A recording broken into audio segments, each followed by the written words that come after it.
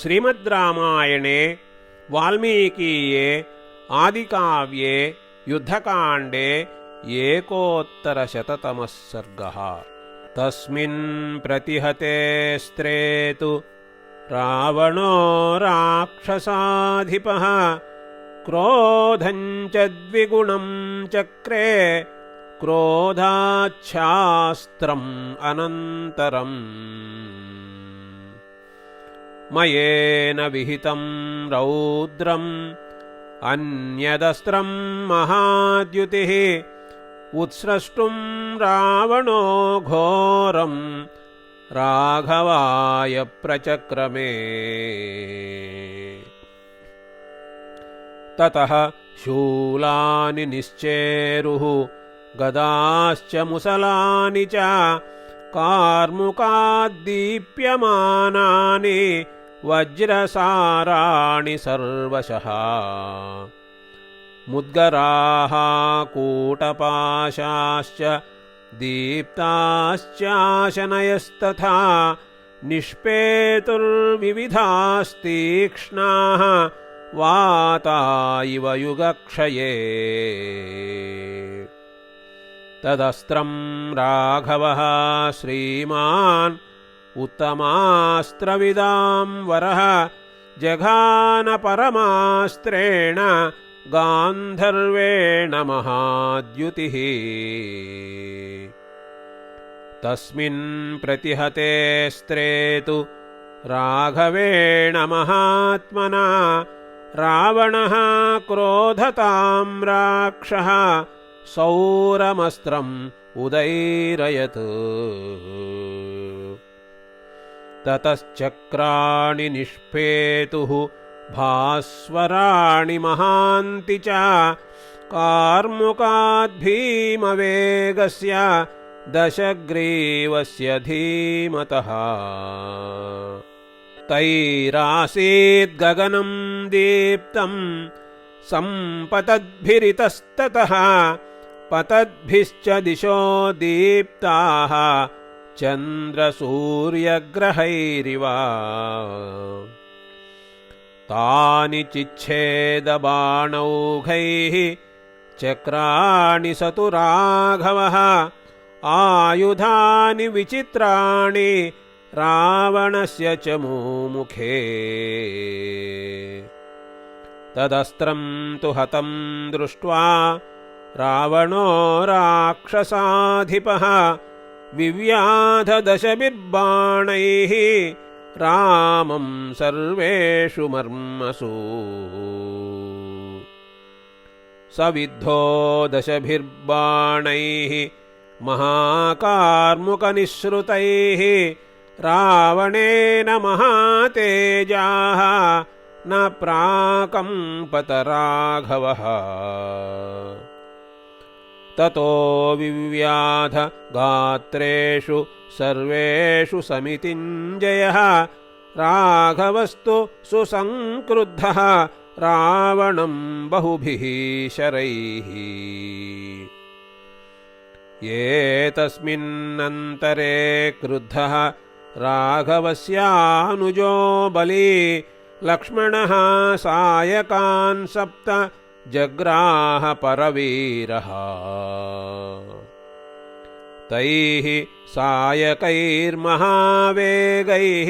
रावणस्य महाद्युतिः ध्वजं मनुष्यशीर्षन्तु तस्य चिच्छेदनैकथा। सारथेश्चापि बाणेन शिरोज्वलितकुण्डलम् जहार लक्ष्मणः श्रीमान् नैरृतस्य महाबलः। तस्य बाणैश्च चिच्छेद धनुर्गजकरोपमम् लक्ष्मणो राक्षसेन्द्रस्य 5 शरैः। नीलमेघनिभांश्चास्य सदश्वान् पर्वतोपमान् जघानाप्लुत्य गदया रावणस्य विभीषणः। हताश्वाद्वेगवान् वेगात् अवप्लुत्य महारथात् क्रोधमाहारयत् तीव्रं भ्रातरं प्रति रावणः। ततः शक्तिं महाशक्तिः दीप्तां दीप्ताशनीमिव विभीषणाय चिक्षेप राक्षसेन्द्रः प्रतापवान्। अप्राप्तामेव तां बाणैः त्रिभिः चिच्छेदलक्ष्मणः अधोदतिष्ठत् सन्नादः वानराणां तदारणे।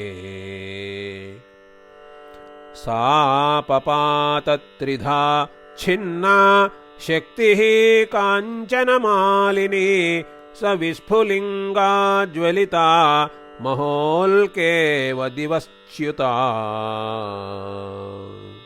ततः सम्भाविततरां कालेनापि दुरासदां जग्राह विपुलां शक्तिं दीप्यमानां स्वतेजसा। सा वेगिता बलवता रावणेन दुरासदा जज्वालसु महाघोरा शक्राशनिसमप्रभा। एतस्मिन्नन्तरे वीरः लक्ष्मणस्तं विभीषणं प्राणसंशयमापन्नं तूर्णम् अभ्यवपद्यत। तं विमोक्षयितुं वीरः चापमायम्य लक्ष्मणः रावणं शक्तिहस्तं वै शरवर्षैरवाकिरत्। कीर्यमाणः शरौघेण विसृष्टेन महात्मना न प्रहर्तुं मनश्चक्रे विमुखीकृतविक्रमः। मोक्षितं भ्रातरं दृष्ट्वा लक्ष्मणेन स रावणः लक्ष्मणाभिमुखस्तिष्ठन् इदं वचनमब्रवीत्। मोक्षितस्ते बलश्लाघिन् यस्मादेवं विभीषणः विमुच्य राक्षसं शक्तिः त्वयीयं विनिपात्यते। येषा ते हृदयं भित्वा शक्तिः लोहितलक्षणा मद्बाहुपरिघोत्सृष्टा प्राणान् आदाय यास्यति।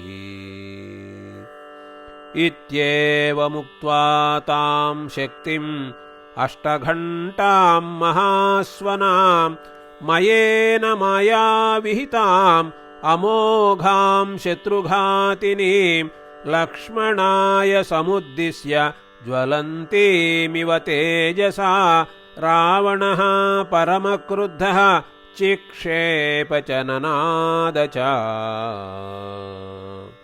सा क्षिप्ता भीमवेगेन शक्राशनिसमस्वना शक्तिः अभ्यपतत् वेगात् लक्ष्मणं रणमूर्धनि। तामनुव्याहरच्छक्तिम् आपतन्तीं स राघवः स्वस्त्यस्तु लक्ष्मणायेति मोघाभवहतोद्यमा।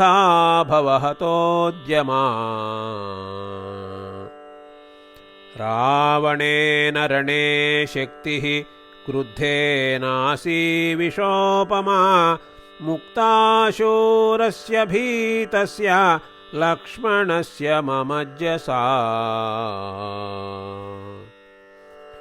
न्यपतत् सा महावेगा लक्ष्मणस्य महोरसि जिह्वेवोरगराजस्य दीप्यमाना महाद्युतिः। ततो रावणवेगेन सुदूरम् अवगाढया शक्त्या निर्भिन्नहृदयः पपात भुवि लक्ष्मणः। तदवस्थं समीपस्थः लक्ष्मणं प्रेक्ष्य राघवः भ्रातृस्नेहान् महातेजाः विषण्णहृदयोऽभवत्। समुहूर्तम् अनुध्याय बाष्पव्याकुललोचनः बभूव संरब्धतरः युगान्त इव पावकः। न विषादस्य कालोऽयम् इति सञ्चिन्त्य राघवः चक्रे सुतुमुलं युद्धं रावणस्य वधे धृतः। सर्वयत्नेन महता लक्ष्मणं सन्निरीक्ष्य च स ददर्श ततो रामः शक्त्या भिन्नं महाहवे। लक्ष्मणं रुधिरादिग्धं सपन्नगमिवाचलं तामपि प्रहितां शक्तिं रावणेन बलीयसा यत्नतस्ते हरिश्रेष्ठाः न सेकुरवमर्दितुम्।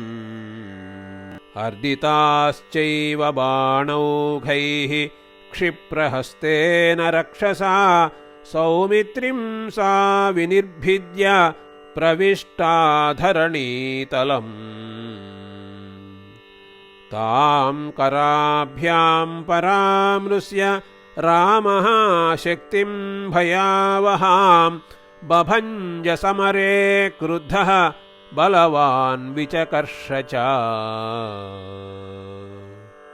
तस्य निष्कर्षतः शक्तिं रावणेन बलीयसा शराः सर्वेषु गात्रेषु पातिता मर्मभेदिनः। अचिन्तयित्वा तान् बाणान् समाश्लिष्य च लक्ष्मणम् अब्रवीच्च हनूमन्तं सुग्रीवं चैव राघवः। लक्ष्मणं परिवार्येह तिष्ठध्वं वानरोत्तमाः पराक्रमस्य कालोऽयं सम्प्राप्तो मे चिरेप्सितः। पापात्मायं दशग्रीवः वध्यतां पापनिश्चयः काङ्क्षतः स्तोककस्येव घर्मान्ते मेघदर्शनम्। अस्मिन् मुहूर्ते न चिरात् सत्यं प्रतिशृणोमि वः अरावणम् अरामं वा जगद्रक्ष्यथ वानराः। राज्यनाशं वनेवासं दण्डके परिधावनं वैदेह्याश्च परामर्शं रक्षोभिश्च समागमं प्राप्तं दुःखं महद्घोरं क्लेशं च निरयोपमम्। अद्य सर्वमहं त्यक्ष्ये निहत्वा रावणं रणे यदर्थं वानरं सैन्यं समानीतम् इदं मया। सुग्रीवश्च कृतो राज्ये निहत्वा वालिनं रणे यदर्थं सागरः क्रान्तः सेतुर्बद्धश्च सागरे सोऽयमद्य रणे पापः चक्षुर्विषयमागतः। चक्षुर्विषयमागम्य नायं जीवितुमर्हति दृष्टिं दृष्टिविषस्येव सर्पस्य मम रावणः स्वस्थाः पश्यत दुर्धर्षाः युद्धं वानरपुङ्गवाः आसीनाः पर्वताग्रेषु ममेदं रावणस्य च।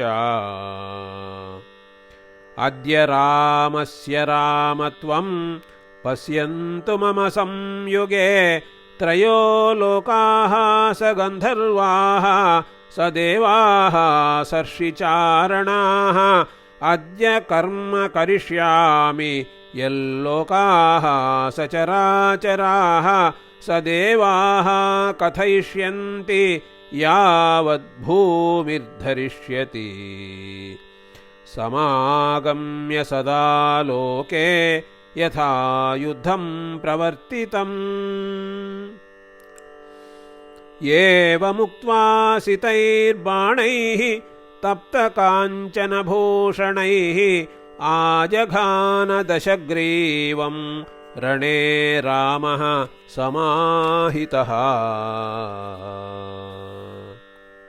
अथ प्रदीप्तैर्नाराचैः मुसलैश्चापि रावणः अभ्यवर्षत् तदा रामं धाराभिरिवतो यदः। राम रावणमुक्तानाम् अन्योन्यम् अभिनिघ्नताम् शराणाञ्च शराणाञ्च बभूवतु मुलः स्वनः। ते भिन्नाश्च विकीर्णाश्च राम रावणयोः शराः अन्तरिक्षात् प्रदीप्ताग्राः निपेतुर्धरणीतले। तयोर्ज्यातलनिर्घोषः राम रावणयोर्महान् त्रासनः सर्वभूतानां स बभूवाद्भुतोपमः। स कीर्यमाणः शरजालवृष्टिभिः महात्मना दीप्तधनुष्मतार्दितः भयात् प्रदुद्रावसमेत्य रावणः यथानिलेनाभिहतो वलाहकः। इति आर्षे श्रीमद्रामायणे वाल्मीकीये आदिकाव्ये युद्धकाण्डे 100तमः सर्गः।